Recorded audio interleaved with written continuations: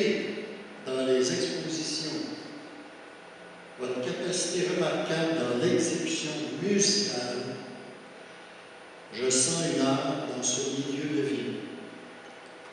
Je souhaite une continuité dans les différentes participations possibles avec les frères, avec nos centres d'animation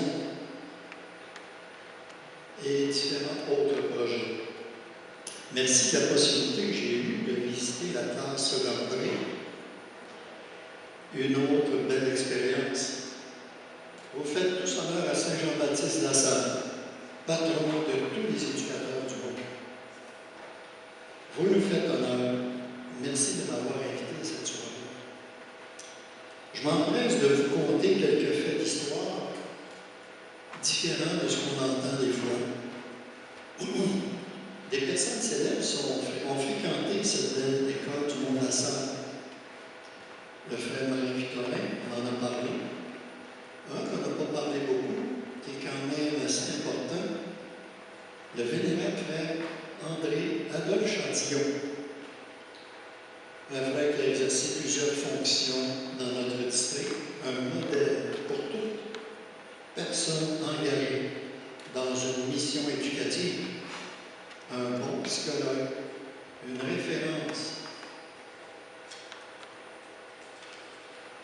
comme accompagnateur, comme formateur, modèle de religieux dans sa fidélité à Dieu. Il a vécu un certain temps ici au Mont-Lassalle. Il décède en avril 1929 à 57 ans. Il est né à Nicolette le 31 octobre 1871. Le 15 septembre 2011 commencent les parcours de canonisation de ce frère. Et sa devise était « Rendre heureux pour rendre meilleur ». Une devise extraordinaire. Curiosité, 1917, c'est la même époque. On est en train de parler des enfants de Fatima. Ça fait 100 ans. Ceci dit, je ne parlerai pas des baptistes pour commencer à la connaître pas mal.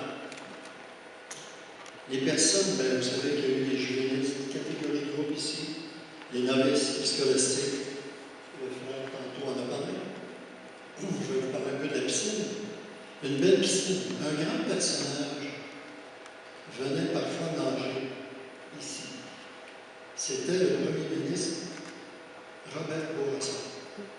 Il fermait la piscine, il voulait nager tout seul. Il paraît qu'il a fait ça un peu partout où il allait, mais il est venu aussi. Et encore, à l'époque, il y avait 6 hommes et femmes qui animaient le centre sportif. On sait tout ce que ça peut faire dans un centre si bien organisé. Les activités. En hiver, si vous avez vu des immenses, j'en ai vu des photos, construction en neige pour le camarade. Toutes les constructions se rejoignaient pour faire le tour de la patinoire.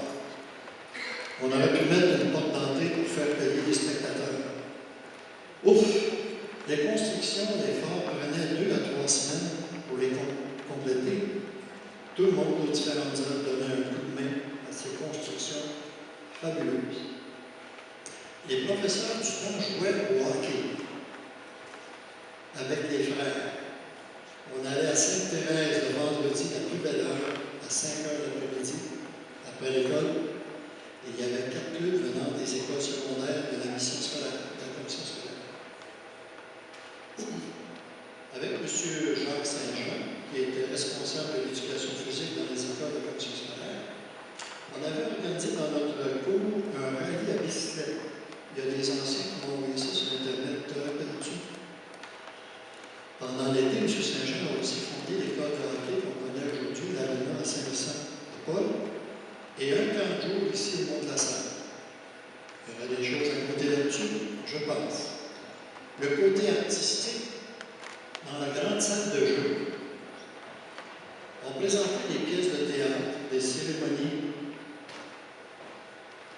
de différents genres, et un orchestre formé en particulier de juvénistes et de scolastiques, et aussi quelques étudiants d'école.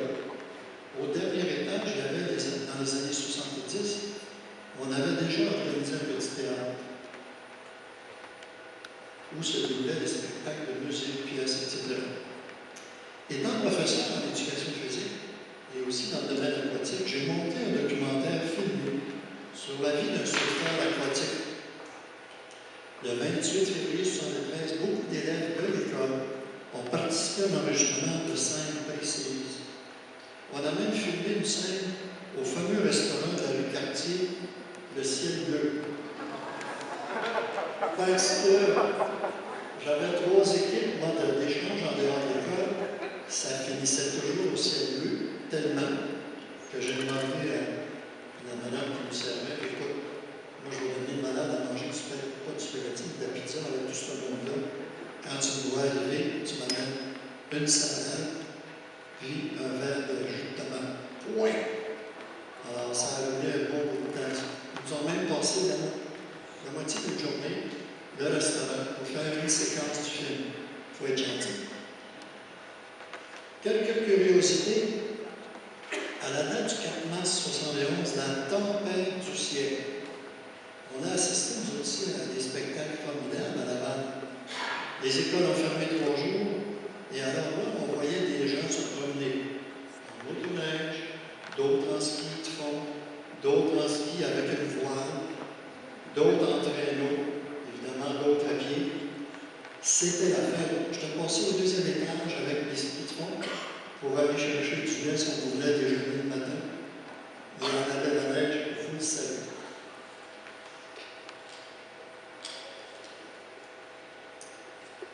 En 1971, un groupe gala aquatique fut organisé au Collège Laval. Mais toutes les pratiques sont faites ici à la piscine. Beaucoup d'élèves de l'école en faisaient partie. On y voyait la nage synchronisée, des plongeons avec des bouffons, démonstrations avec des canots, même un corps de clairon et tambour faisait le tour de la piscine les 2 soirs pour la grande ouverture.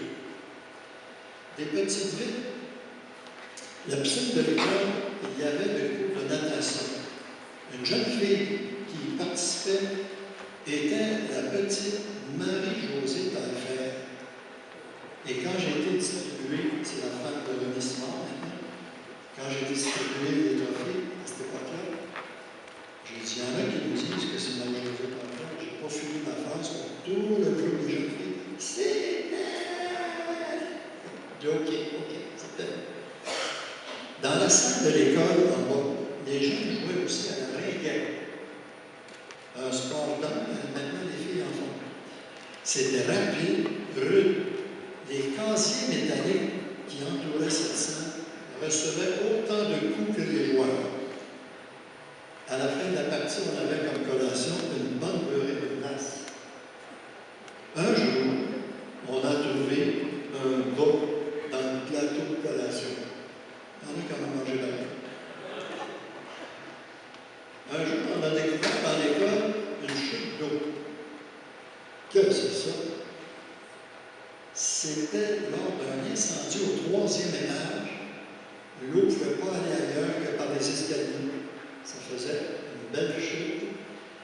Et bien, les gens ne savaient pas qu'il y avait un feu dans l'école, tellement que c'est gros.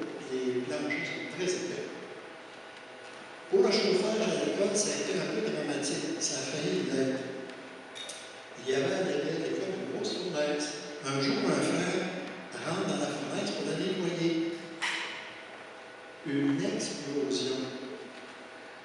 Alors, un frère, un autre qui est venu tout de suite le prendre par les pieds et de sortir.